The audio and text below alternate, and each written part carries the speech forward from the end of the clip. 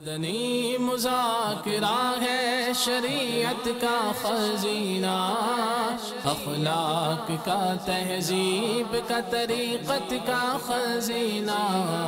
مدنی مذاکرہ ہے، مدنی مذاکرہ، مدنی مذاکرہ ہے، مدنی مذاکرہ، مدنی مذاکرہ۔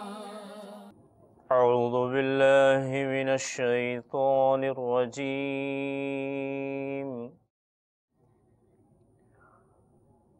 بسم اللہ الرحمن الرحیم۔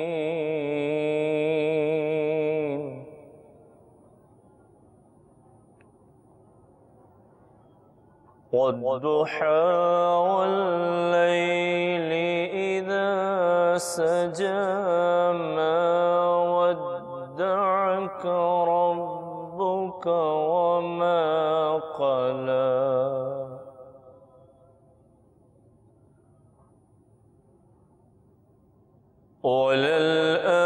وللآخرة خير لك من الأولى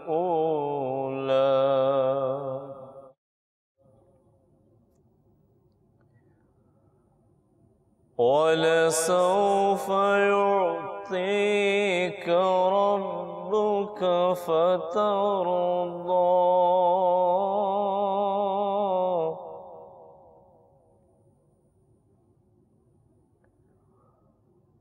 ألم يجدك يتيما فآوى ووجدك ضالا فهدى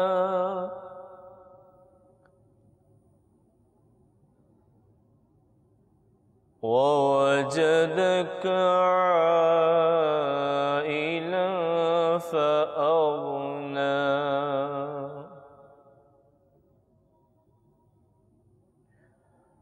فأما اليتيم فلا تقهر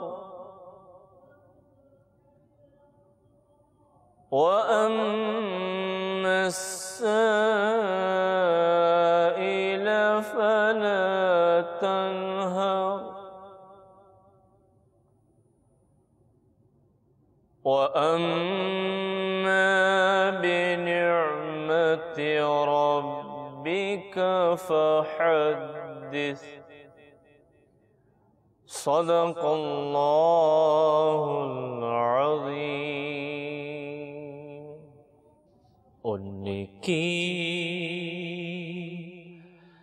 مہک نے دل کے گنچے کھلا دیے ہیں، ان کی مہک نے دل کے گنچے کھلا دیے ہیں، جس راہ چل گئے ہیں، جس راہ چل گئے ہیں، کوچے بسا دیے ہیں۔ جب آ گئی ہے جوش رحمت پہ ان کی آنکھیں، جب آ گئی ہے جوش رحمت پہ ان کی آنکھیں، جلتے بجھا دیے ہیں، جلتے بجھا دیے ہیں، روتے ہنسا دیے ہیں، جلتے بجھا دیے ہیں، روتے ہنسا دیے ہیں۔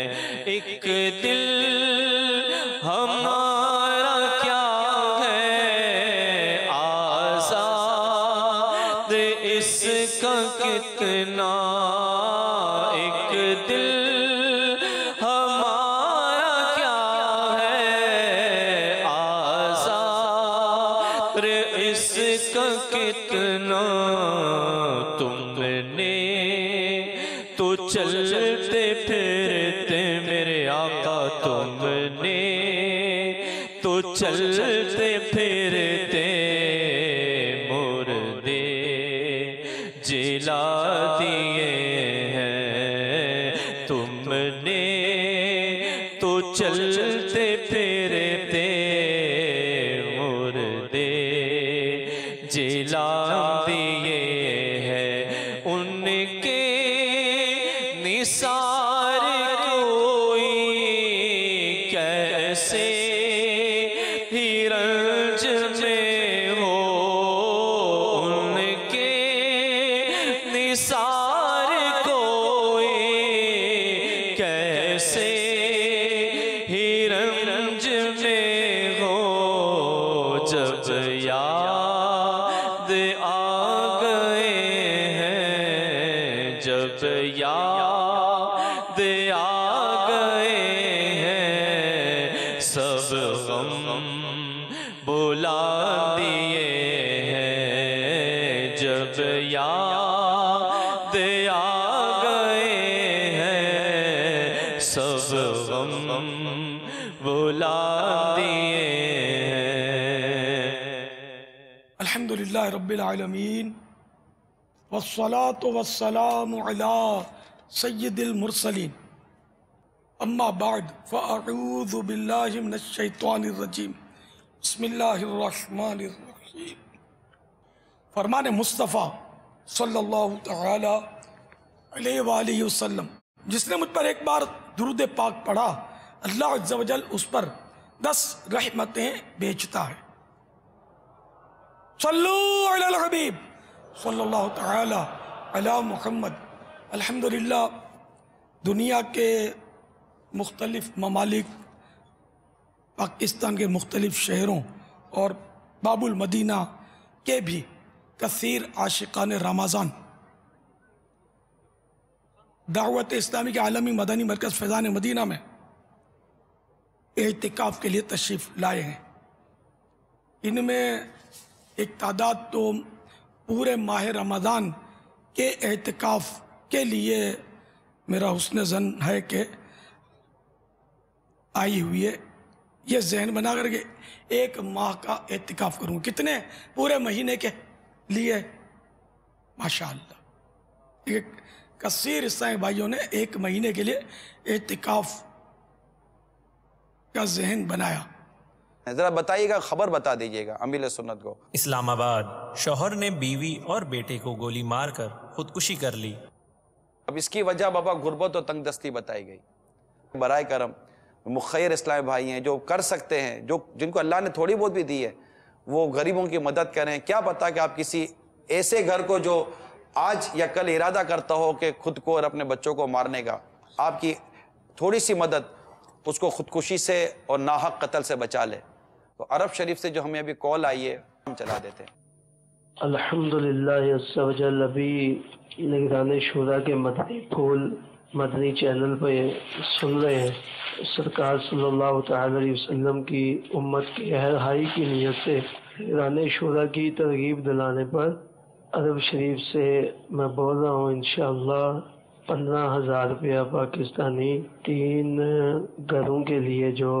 نگران شورا نے ترغیب دلائی انشاءاللہ عز و جل ابھی جو ہے نا بھیجنے کی نیت کرتا ہوں دعا فرمائے کہ اللہ تعالی ہمیں اس پر اجر عظیم عطا فرمائے اور دنیا اور آخرت کی برکتیں عطا فرمائے اور مزید اپنی راہ میں خرچ کرنے کی توفیق عطا فرمائے آمین بجاہ النبی الامین صلی اللہ علیہ وسلم ماشاءاللہ انہیں غریبوں کو یہ افطاری کروائیں گے بچوں کی پیدائش زیادہ ہے مردوں کی تعداد کم ہے یہ تو چلو مسجد میں ادھر ادھر جا کر افطاری کی رونقیں دیکھ لیتے پھل فروٹ کھا لیتے لیکن جو بیچاریاں بچیاں کئی ایسے مذہبی گھرانے آپ کو ملیں گے جو دعوت اسلامی والوں کے خاص کر چھوٹی نابالغ بچیاں بھی پورے ماہ کے روزے رکھتے ہیں وہ یہ تو بیچارے پھلوں کے لیے ایک تعداد ہوگی غریبوں کے گھروں کی جو ترستے ہوں گے ان کو پھل نہیں ملتے ہوں گے، خالی پھلوں کا نام سنتے ہوں گے. یہ مہنگائی کتنی ہے.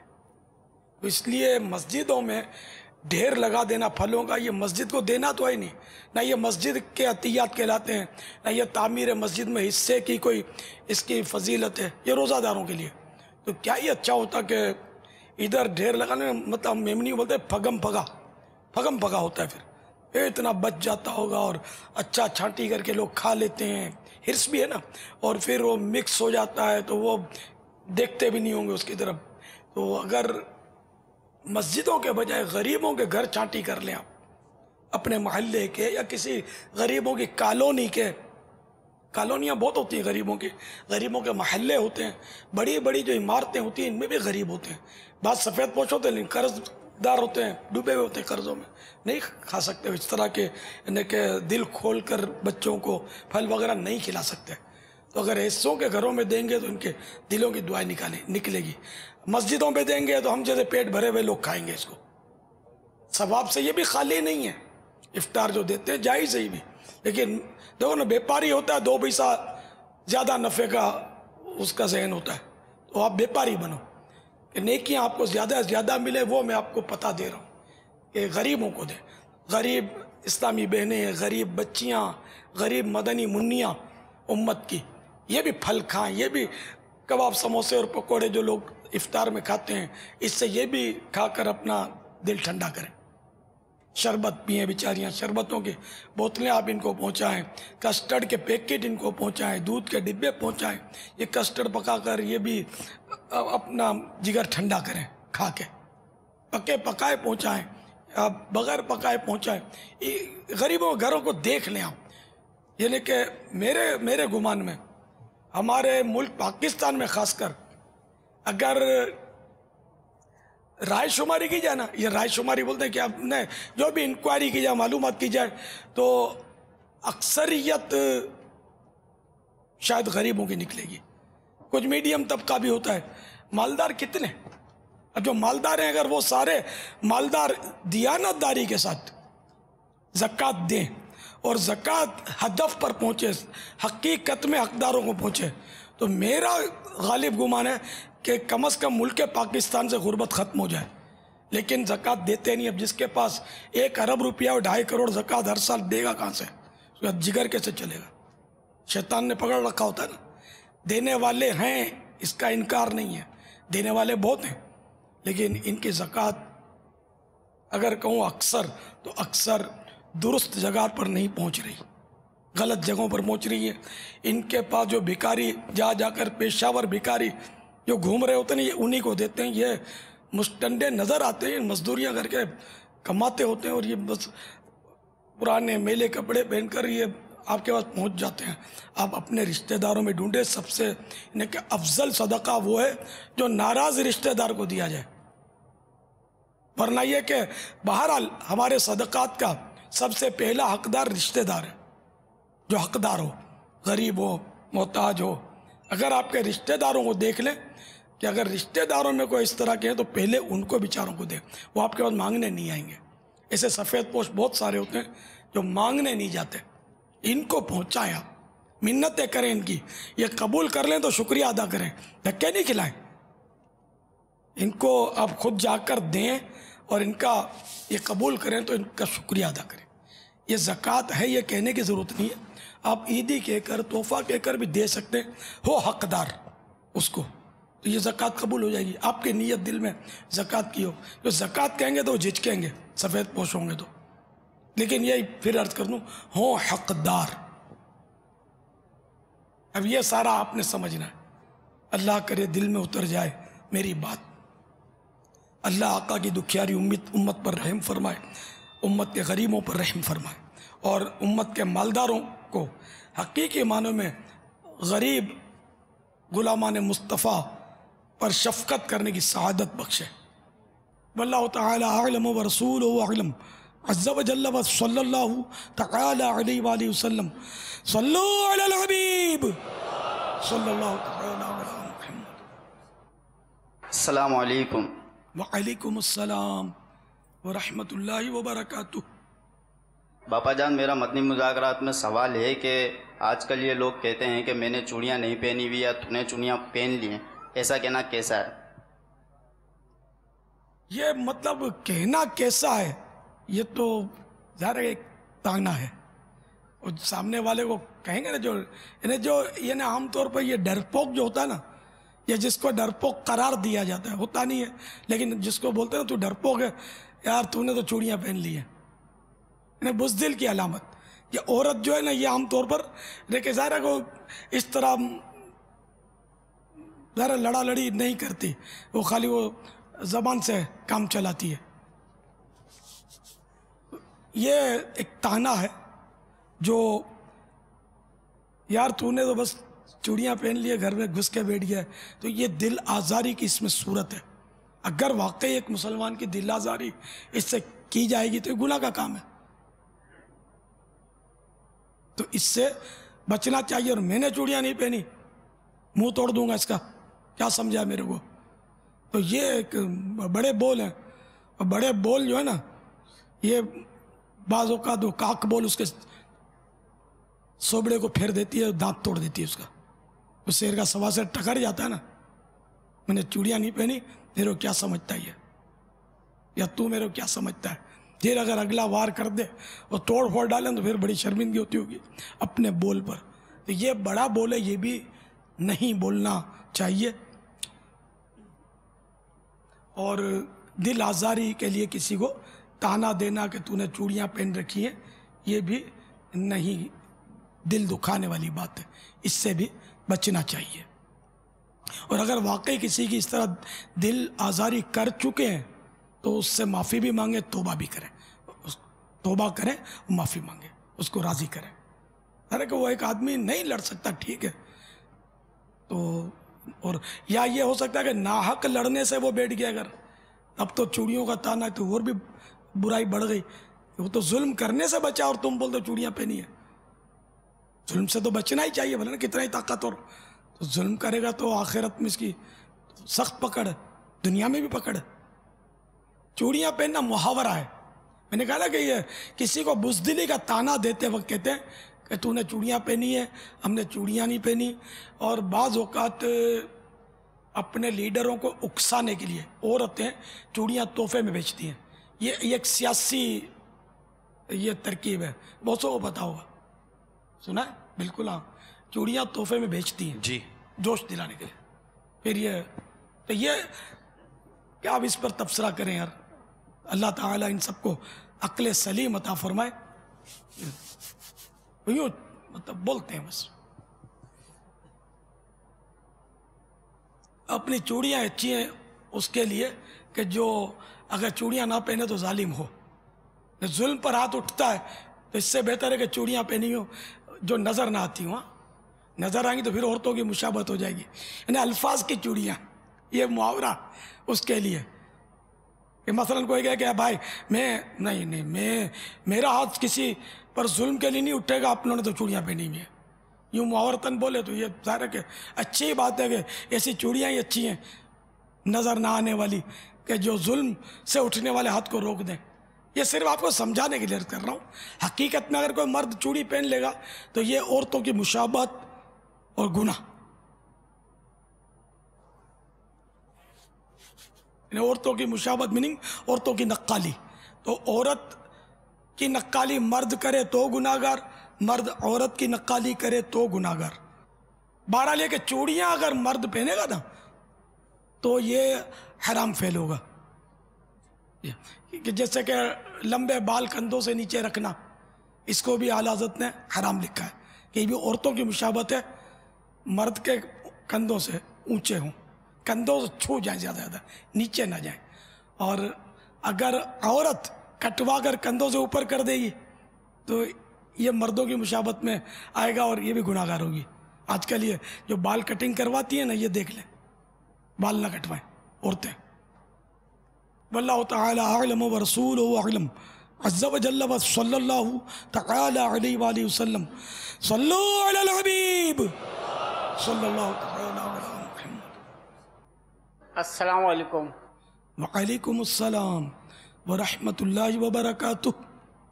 میرا امیر اہل سنت سے سوال ہے، چھوٹے بچوں کو منت یا مزارات کے کڑے وغیرہ پہنائے جاتے ہیں، ایسا کرنا کیسا؟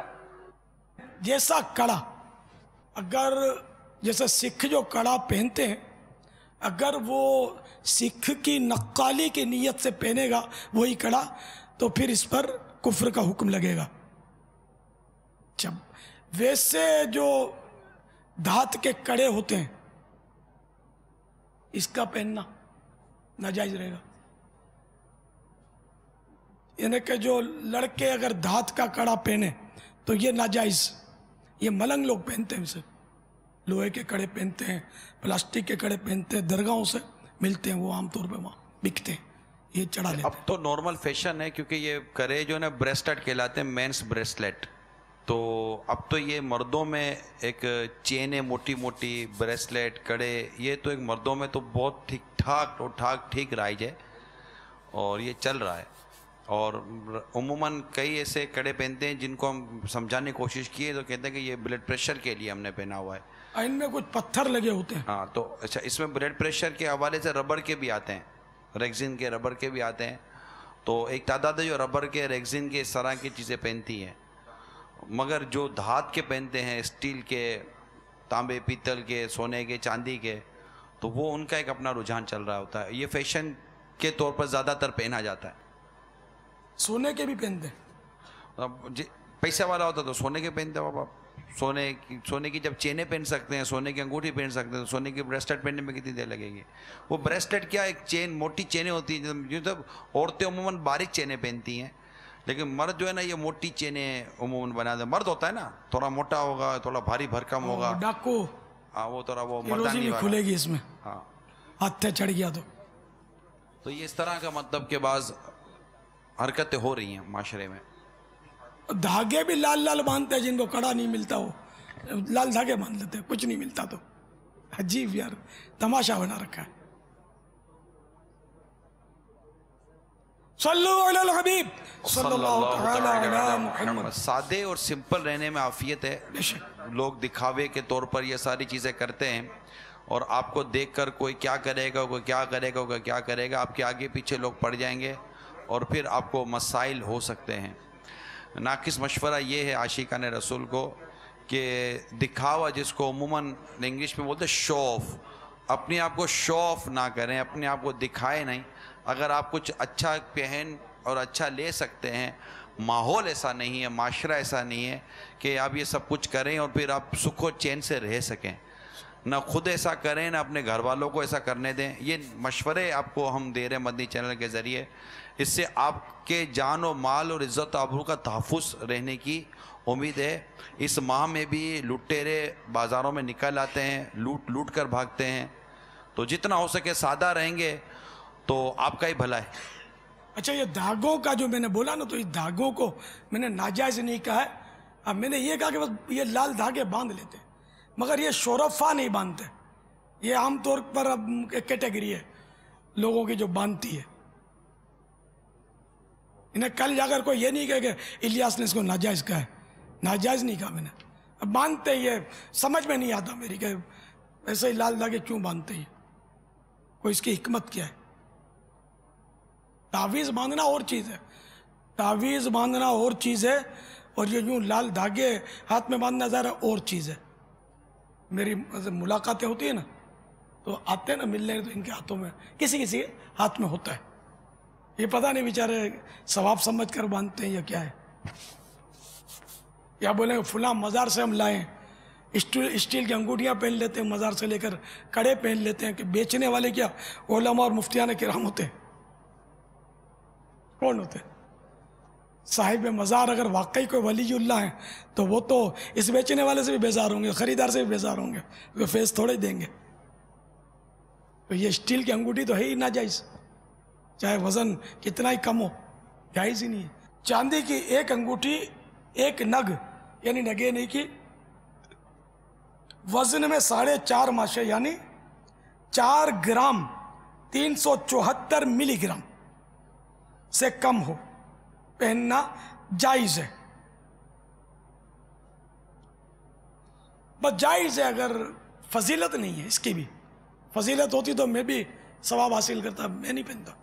ہاں عیدوں میں اس کو پہننے کی مستحب ہے، عید میں پہن سکتے ہیں، بقر عید ہے، رمضان کی میٹھی عید ہے، اس میں مستحب ہے۔ یا جو مہر لگانا چاہے، جس کو مہر کی ضرورت ہو، قاضی ہو، مفتی ہو، تو اس کے لیے سنت ہے۔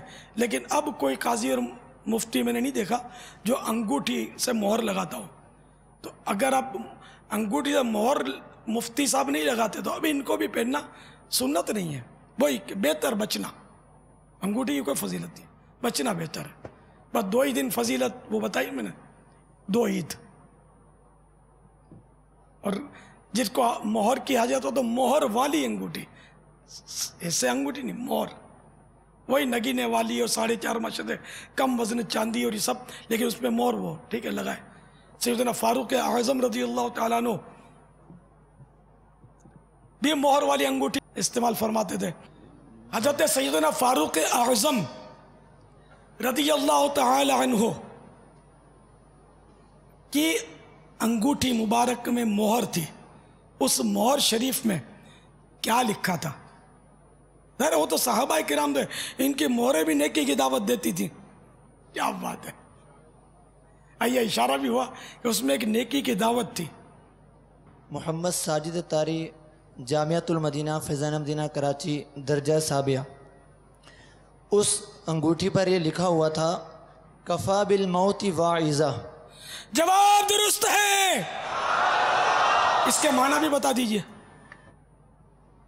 اگر آتے ہوں۔ نصیحت کے لیے موت کافی ہے۔ صلو علی الحبیب صلی اللہ تعالی علی محمد۔ بسم اللہ الرحمن الرحیم، الصلاۃ والسلام علیکہ یا سیدی یا رسول اللہ۔ مدنی چینل کے بارے میں کچھ گزارشات عرض کروں گا۔ یہ چینل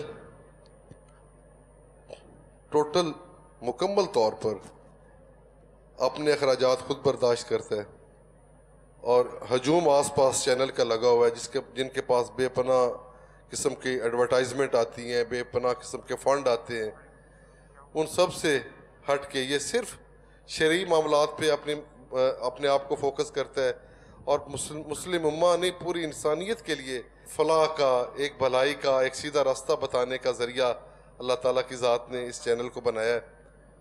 اور میں اس چینل کو چلانے والے تمام احباب کی ہمت کی داد دیتا ہوں جو اس کے بے پناہ اخراجات کو برداشت کرتے ہیں۔ اور جس وقت چینلز کی جلغار ہے، آس پاس آپ دیکھتے ہیں تو چینل کی جلغار ہوئی ہے، ان چینل میں ایک ایسا چینل بھی چل رہا ہوتا ہے جس کو دیکھ کے آپ کے بچے، آپ کی فیملیز، آپ کے ساتھ ملحقہ لوگ حقیقت باتوں سے آشنا ہوتے ہیں، اور اللہ کی راہ پہ چلنے کے لیے ان کو رہنمائی ملتی ہے، اپنی زندگی گزارنے کے لیے جو اللہ تعالیٰ نے اور اس کے حبیب پاک نے قوانین انسان کی زندگی کے لیے وضع کیے ہیں، ان پہ کیسے چل کے اپنی زندگی بسر کرنی ہے، ان کے لیے رہنمائی فراہم ہوتی ہے۔ اور میری دعا ہے اللہ باری تعالیٰ سے کہ اس چینل کو مزید کامیابی عطا فرمائے اور لوگوں کی فلاح کا ذریعہ بنائے، آمین۔ صلو علی الحبیب صلی اللہ تعالی علی محمد۔ السلام علیکم ورحمۃ اللہ وبرکاتہ۔ وعلیکم السلام ورحمۃ اللہ وبرکاتہ۔ میرا سوال امیر اہل سنت سے یہ ہے کہ اکثر چوڑیاں بیچنے والے بیچ میں چوڑیاں ٹوٹی ہوئی ڈال دیتے ہیں، تو وہ کیسا ہے؟ یہ ذرا دھوکہ دینا ہوا، گناہ ہے۔ واللہ تعالی اعلم ورسولہ اعلم عز وجل وصلی اللہ تعالی علیہ وآلہ وسلم۔ صلو علی الحبیب صلی اللہ تعالی علی محمد۔ السلام علیکم ورحمۃ اللہ وبرکاتہ۔ وعلیکم السلام ورحمۃ اللہ وبرکاتہ۔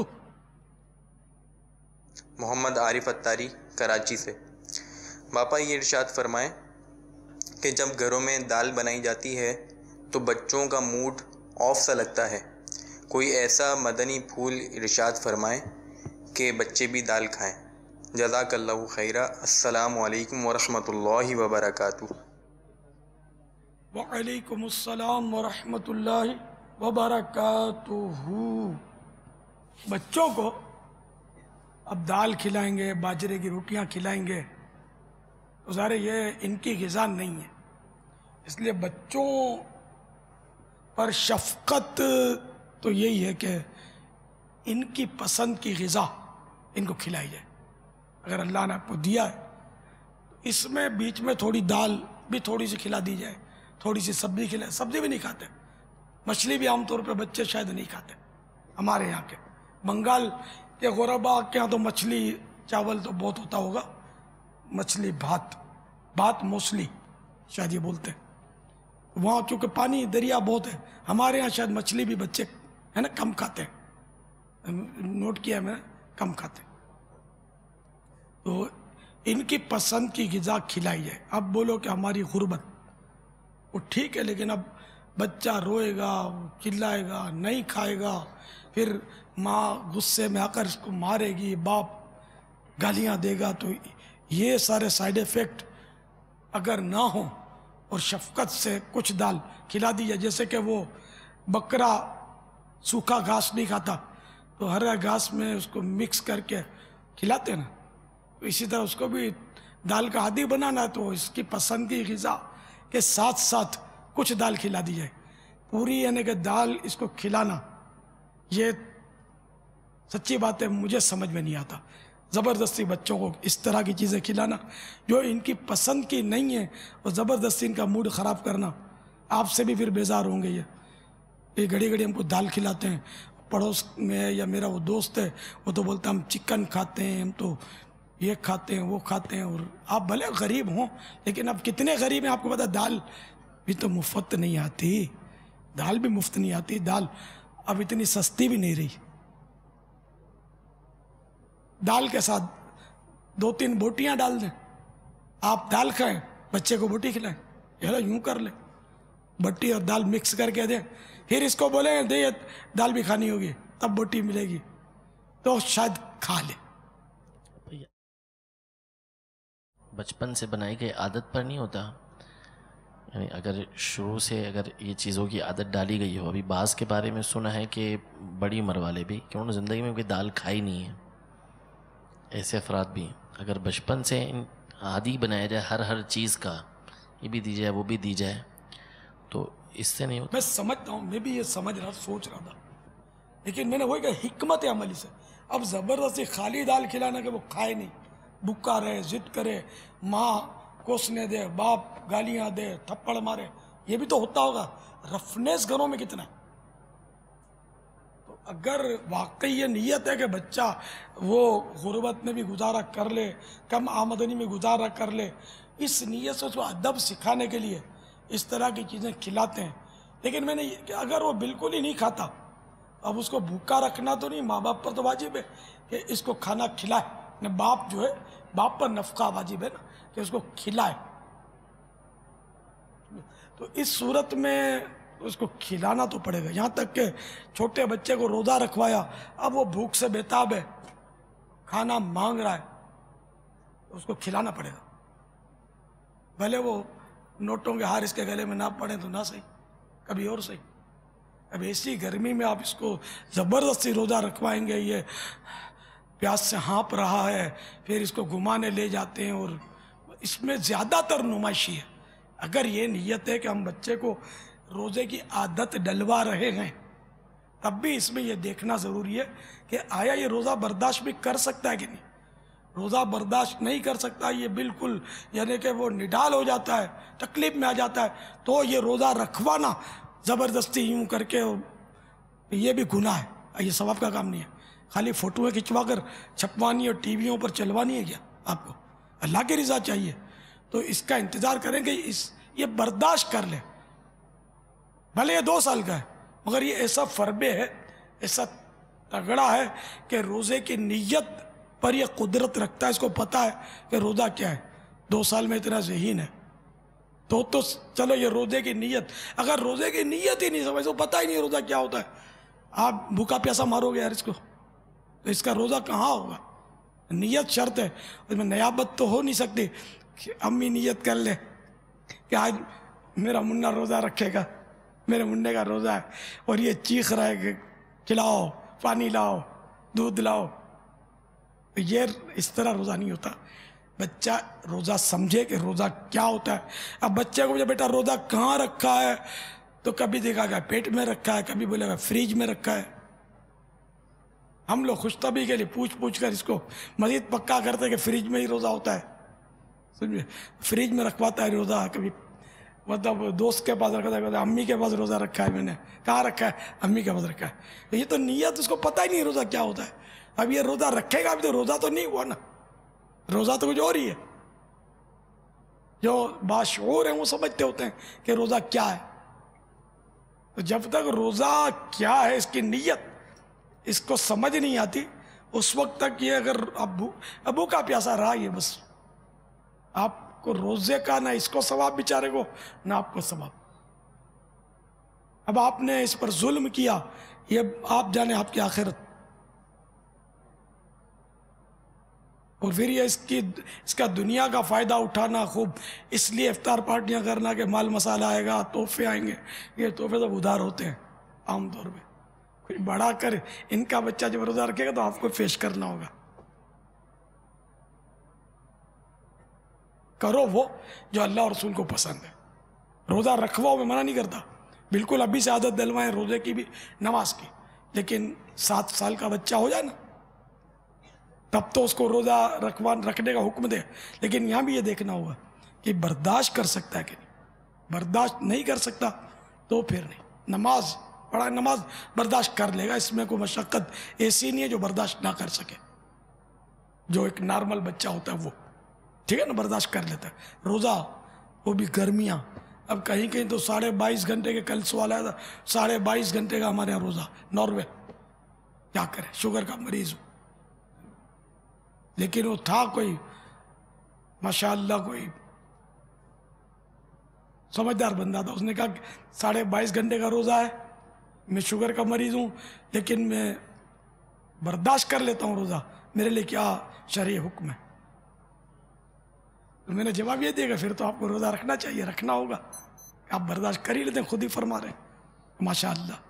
واللہ تعالی اعلم ورسولہ اعلم عز و جل و صلی اللہ تعالی علیہ وآلہ وسلم. صلو علی الحبیب صلی اللہ تعالی علی محمد. غیبت کے خلاف جنگ جاری رہے گی, جھوٹ کے خلاف جنگ جاری رہے گی, شیطان کے خلاف جنگ جاری رہے گی, مسجد برو تحریک جاری رہے گی. اب چلتے ہیں اس مقام پر جہاں آپ کے لیے مدنی تحفے رکھے ہیں. ذرا اسلامی بھائی بتائیں کہ مدنی تحفے کیا کیا رکھے ہوئے ہیں آپ کے پاس؟ حاجی صاحب یہاں الحمدللہ کئی ایسی چیزیں ہیں. سب سے پہلے تو میں عرض کروں کہ میرا خود یہ دل چاہ رہا ہے کہ میں وہاں مسجد میں بیٹھا ہوتا تو شاید میرا بھی نام کسی نہ کسی حوالے سے لینے والوں میں آ جاتا. یہاں پہ الحمدللہ غلاف کعبہ کا پیس بھی ہے اور امیر اہل سنت کے استعمال شدہ برتن ہیں اور امیر اہل سنت کے عطا کردہ پاکستانی کرنسی کے نوٹ ہیں جس کے اوپر الحمدللہ امیر اہل سنت کا دستخط بھی ہے اور اس میں جلالت بھی لکھا ہوا ہے اور نیچے لکھا ہوا ہے الموت. کوئی سوال ہے آپ کے پاس؟ جی بالکل. پہلا کون سا سوال ہے؟ تحفہ کیا دیں گے؟ پہلا غلاف کعبہ کے لیے ایک سوال ہے آسان سا اور اس کے جواب پر انشاءاللہ عز و جل یہ غلاف کعبہ کا جو پیس ہے یہ انشاءاللہ عز و جل دیا جائے گا اور اچھا خاصا بڑا پیس ہے. یہ فریم کیا ہوا ہے؟ جی فریم کیا ہوا ہے یہ. اور عموماً ہم نے دیکھا ہے کہ ایک ایک دو بال ہوتے ہیں, اس کے دھاگے ہوتے ہیں تو اس کو بھی بڑے جان سے لگا کے رکھتے ہیں اور رکھنا ہی چاہیے. اچھا واضح معذرت تھا, اس کو عرف میں بڑا پیس نہیں کہتے, یہ میرے اپنا ہی ہے, میرے مکتب سے آیا ہوا ہے. تو یہ اس کو عرفاً بڑا نہیں کہتے, عظمت میں بڑا ہے. جی باپا آپ درست فرما رہے ہیں.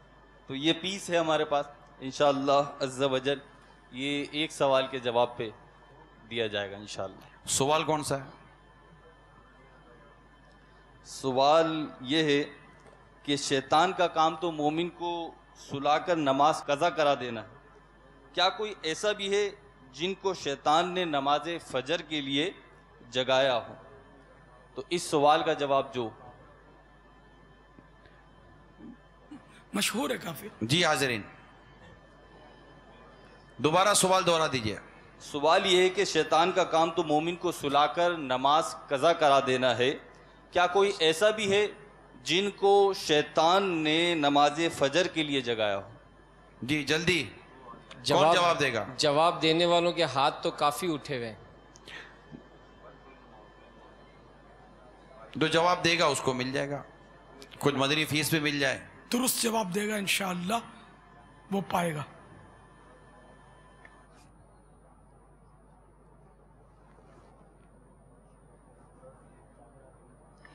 جی مائک والے اسلامی بھائی. اجازت ہے میں یہاں سے ایک اسلامی میں جواب دینا چاہتے ہیں. جی حضرت سیدنا امیر معاویہ رضی اللہ تعالیٰ عنہ. جواب درست ہے. سبحان اللہ. جی اسلامی بھائی آئیں، ان کو غلاف کعبہ. آپ بھی چاہیں تو کچھ مدنی تحفہ پیش کر دیں. انشاءاللہ چاند رات کو 3 دن کا مدنی قافلہ. ماشاءاللہ. چاند رات سے الحمدللہ 12 روزہ مدنی کورس بھی شروع ہو رہا ہے. سبحان اللہ. انشاءاللہ عز و جل. انشاءاللہ. مدینۃ الاولیاء ملتان سے 1 ماہ کا اعتکاف کرنے یہاں تشریف لائے اور چاند رات سے یہ 12 دن کے مدنی کورس میں بھی شامل ہوں گے انشاءاللہ. ماشاءاللہ. 3 دن اسلام بھائی آپ کو یہاں آ کر فریم پہنچا رہے ہیں. 12 جی انشاءاللہ تشریف رکھیں. ماشاءاللہ. محمد شبیر اطاری اسلام آباد سے بات کر رہا ہوں. میں انشاءاللہ امیر اہل سنت کی ترغیب کے مطابق 2.5% روزانہ کا اپنا کمائی کا حصہ غریبوں میں اکٹھا دینے کا ہوا کرے گا، وہ دیا کروں گا انشاءاللہ. ماشاءاللہ. السلام علیکم ورحمۃ اللہ وبرکاتہ. وعلیکم السلام ورحمۃ اللہ وبرکاتہ. میرا نام حافظ محمد فتح اللہ قادری اطاری ہے. تمام مدنی چینل کے ناظرین اور باپا جان کو تمام کو میری طرف سے رمضان المبارک کی بہت بہت مبارک ہو. پیارے باپا جان، آپ کی بارگاہ میں یہ میرا سوال ہے کہ جس طرح ماشاءاللہ رمضان المبارک تشریف لا چکا ہے، اب کچھ لوگ اس طرح کرتے ہیں کہ صبح جب سحری ہوتی ہے تو کچھ لوگ اس طرح کھانا کھائی جا رہے ہوتے ہیں اور کہتے ہیں کہ اذان ہوگی تو کھانا بند کریں گے. تو کیا سحری کا اذان سے تعلق ہے یا نہیں؟ بعض لوگ اذان کے دوران بھی کھاتے ہیں، بلکہ یہاں تک بھی سنا ہے کہ بعض ایسے بھی ہوا کرتے ہیں کہ جو بولتے ہیں ابھی فلاں مسجد کی اذان باقی ہے. دیکھا ہے نا کہ اذان ابھی تو سحری کا وقت باقی ہے، ادھر کی اذان نہیں ہوئی، یوں کھاتے رہتے ہیں. تو اس لیے مطلب مسئلہ یہ ہے کہ روزہ بند کرنے کا تعلق اذان سے نہیں ہے. جہاں اذان کی آواز ہی نہیں جاتی وہ کیا کریں؟ دنیا میں ایسے کئی شہر ملیں گے جب پورے شہر میں ایک بھی مسجد نہیں ہوتی.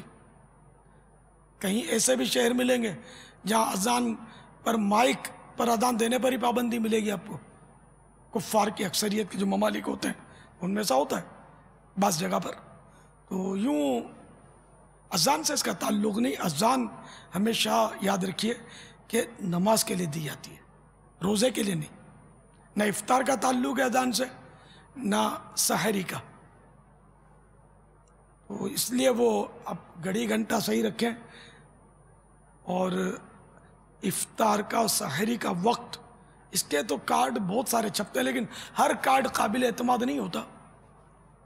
خاص کر یہ مکتبۃ المدینہ بھی کارڈ چھپتا ہے، مختلف شہروں میں ہو سکتا ہے چھپتے ہوں گے، باب المدینہ میں بھی چھپا ہے. ہدیتاً ₹1 2 ہدیہ ہوگا اس کا. اس میں کچھ اور بھی ہے، نیتیں اور مطلب دعائیں وغیرہ بھی ہیں روزہ کھولنے کی، بند کرنے کی. تو اس طرح کا کارڈ آپ کے پاس ہو، گھڑی صحیح ہو آپ کی، اور آپ دیکھ کر اس کے مطابق ترکیب کریں. اور سحری تو ختم کرنے کے لیے تو 2-4 منٹ پہلے ہی آدمی کھانا پینا بند کر دے احتیاطاً، کہ ایسا نہ ہو کہ ہماری گھڑی دھوکہ دے دے اور فرض روزہ چلا جائے. اذان سے تو بالکل تعلق نہیں ہے. تو جو ایسا کرتے ہیں، اگر اذان سحری کا وقت ختم ہونے کے بعد دی گئی ہے تب تو روزہ ہوگا ہی نہیں کھایا پیا. تو یہ بعض لوگوں نے برسوں سے یہ کیا ہوگا. تو اس میں اب یہ دیکھیں، غور کر لیں کہ اگر ظن غالب آپ کا یہ آتا ہے کہ وہ اذان سحری کا وقت ختم ہونے کے بعد شروع ہوتی تھی، تب تو اتنے روزوں کا حساب لگا کر یہ قضا رکھنے ہوں گے. یہ بھول ہو گئی، پتہ نہیں تھا، ویری سوری، آئندہ خیال رکھوں گا، یہ قیامت کے دن یہ جوابات آپ کے چلیں گے نہیں، رکھنے پڑیں گے روزے. توبہ بھی کرنی پڑے گی کہ اتنا علم حاصل کیوں نہیں کیا. اگر اذان سحری کا وقت باقی تھا اور دے دی، فجر کا وقت شروع نہیں ہوا تھا، تو اذان نہیں ہوئی، اور اس میں کوئی کھائے گا تو روزہ اس کا ہو جائے گا. یہ فیصلہ تو اب آپ نے کرنا ہے کہ وہ اذان کب ہوئی تھی، یہ سارے ٹائم ٹیبل دیکھ کر. اسی طرح افطار میں بھی بعض اوقات ہوتا ہے کہ اذان پہلے شروع ہو جاتی ہے وقت سے. جی ہاں، پھر آپ بولو کہ یہ سارا وبال مؤذن پر. جی نہیں، وبال آپ پر.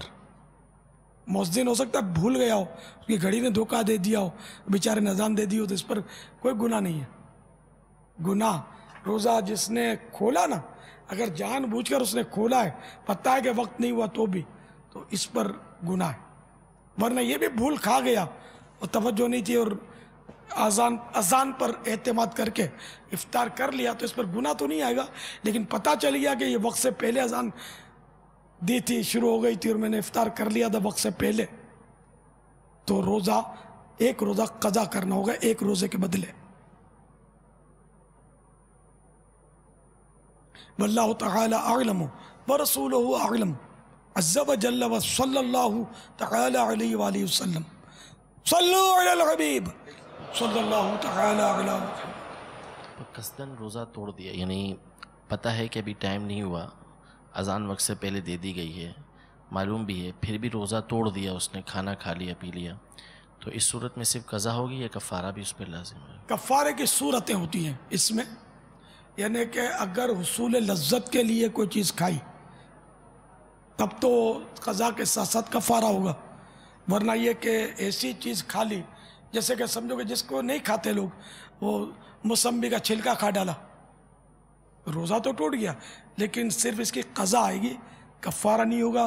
لیکن یہ جان بوجھ کر بلا اجازت شرعی اس نے ایسا کیا ہے، تو یہ کہ گناہ گار تو ہے یہ، چاہے کفارے والی صورت ہو چاہے بغیر کفارے کی، توبہ تو واجب ہے. اور جہاں کفارہ ہے وہاں قضا بھی ہیں. 61 روزے ہیں، ایک تو قضا کا.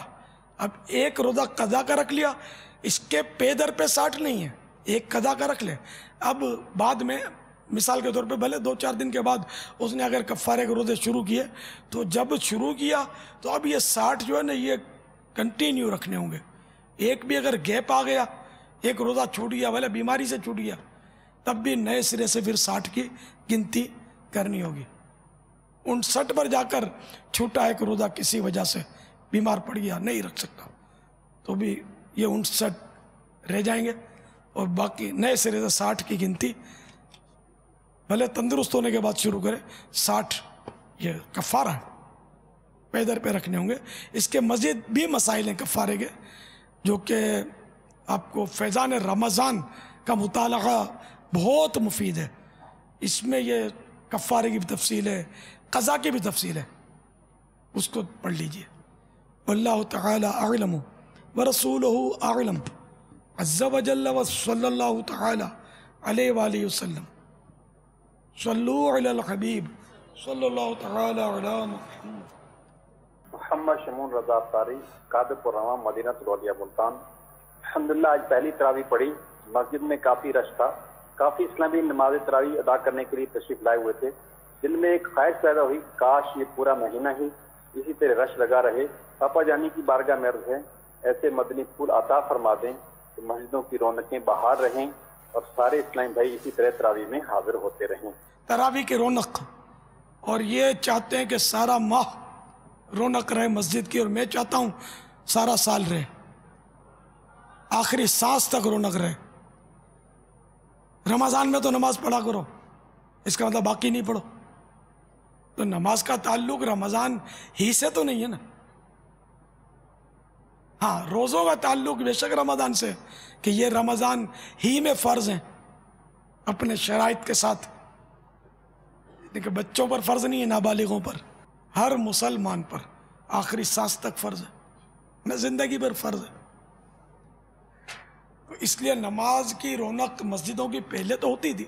پہلے تو ایک دور ایسا تھا شروع کا کہ لوگ مسجدوں میں نہ دھندا کر لیا اپنی ضرورت کی روزی، اس طرح لاؤ ہرس نہیں ہوتی تھی. جیسے رمضان نیکیوں کا مہینہ آ گیا، نیکیاں کمانے کا، لوگ یہ نوٹیں کمانے میں لگ گئے. ایک تعداد ہوگی جو عام دنوں میں نمازیں پڑھتی بھی ہوگی تو ان دنوں میں جماعت میں نہیں جاتی ہوگی، سستی کرتی ہوگی، اکٹھی پڑھتی ہوگی. دھندا کھل گیا نا. جیسے یہ چوڑی والے، آپ نے سوالات سنے تو چوڑیوں کا سیزن ہے ان دنوں. عید میں زیادہ ہوتا ہے، عید کے قریب. تو جوتوں کا سیزن، ریڈی میڈ کا سیزن، کپڑے کا سیزن چلا گیا. اب درزیوں کا سیزن ہے، سلائی کا سیزن.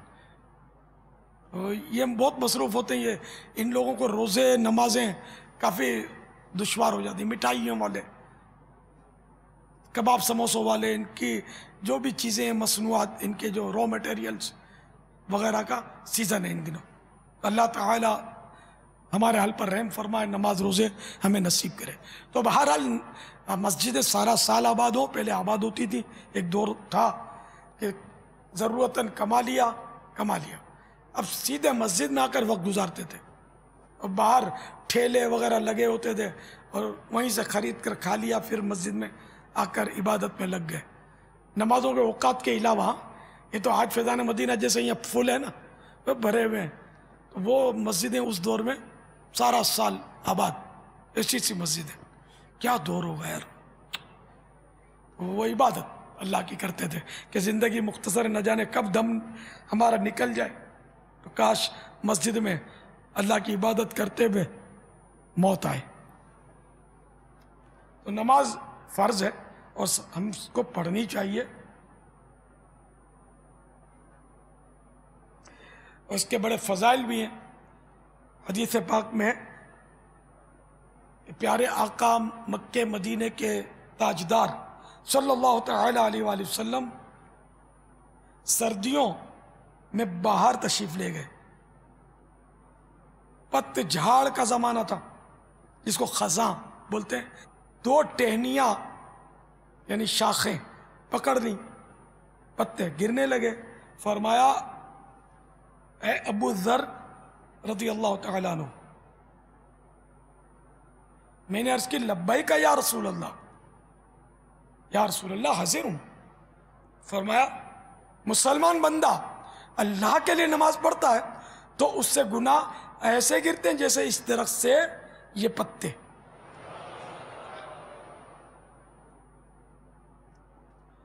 فرمان مصطفیٰ صلی اللہ تعالی علیہ وآلہ وسلم جو اپنے گھر میں طہارت یعنی وضو وغیرہ کر کے فرض ادا کرنے کے لیے مسجد کو جاتا ہے تو ایک قدم پر ایک گناہ محو ہوتا یعنی مٹتا، دوسرے پر ایک درجہ بلند ہوتا ہے، ایک گریڈ اپ ہوتا ہے، بلند ہوتا ہے. فرمان مصطفیٰ صلی اللہ تعالی علیہ وآلہ وسلم جو 2 رکعت نماز پڑھے اور ان میں سہو یعنی بھول نہ کرے تو جو کچھ پیشتر یعنی پہلے اس کے گناہ ہوئے ہیں اللہ تعالی معاف فرما دیتا ہے. یہاں تک حدیث پاک ہے. صدر الشریعہ رحمت اللہ تعالی علیہ نے بہار شریعت میں اس حدیث کے مکمل ہونے کے بعد اپنی طرف سے شرحہ میں یہ الفاظ لکھے، یعنی صغائر، یعنی یہ جو گناہ معاف ہو جائیں گے پہلے کے تو یہ وہ ہوں گے جو چھوٹے گناہ، صغیرہ گناہ. نماز کے بہت سارے فضائل وارد ہوئے ہیں، لہذا ہمیں چاہیے کہ ہم نماز ہرگز ہرگز ہرگز ترک نہ کریں. اور جو نماز نہیں پڑھتا وہ بھی سن لے. فرمان مصطفیٰ صلی اللہ تعالی علیہ وآلہ وسلم جو صبح یعنی فجر کی نماز پڑھتا ہے وہ شام تک اللہ کے ذمے میں ہے. دوسری روایت میں ہے تو اللہ کا ذمہ نہ توڑو. جو اللہ کا ذمہ توڑے گا اللہ تعالیٰ اسے اوندھا کر کے دوزخ میں ڈال دے گا. فرمان مصطفیٰ صلی اللہ تعالی علیہ وآلہ وسلم جو صبح نماز کو گیا ایمان کے جھنڈے کے ساتھ گیا، اور جو صبح بازار کو گیا ابلیس کے جھنڈے کے ساتھ گیا.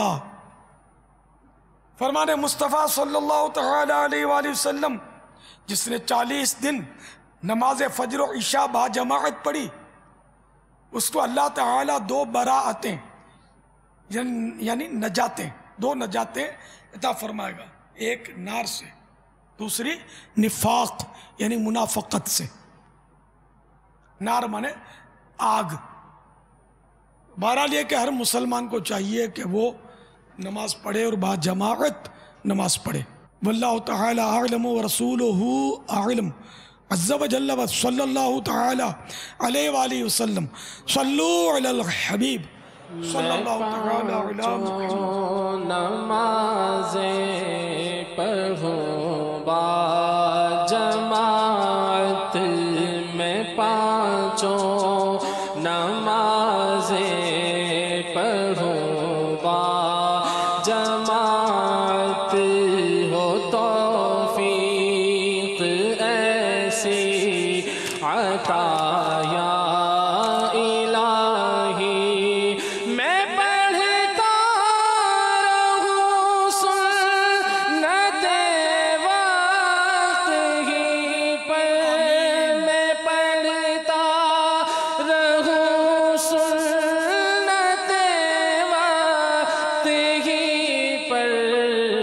سارے نوافل ادا یا الہی ہو سارے نوافل ادا یا الہی.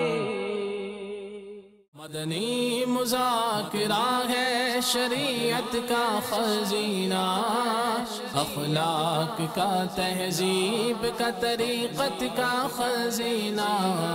مدنی مذاکرہ ہے مدنی مذاکرہ، مدنی مذاکرہ ہے مدنی مذاکرہ.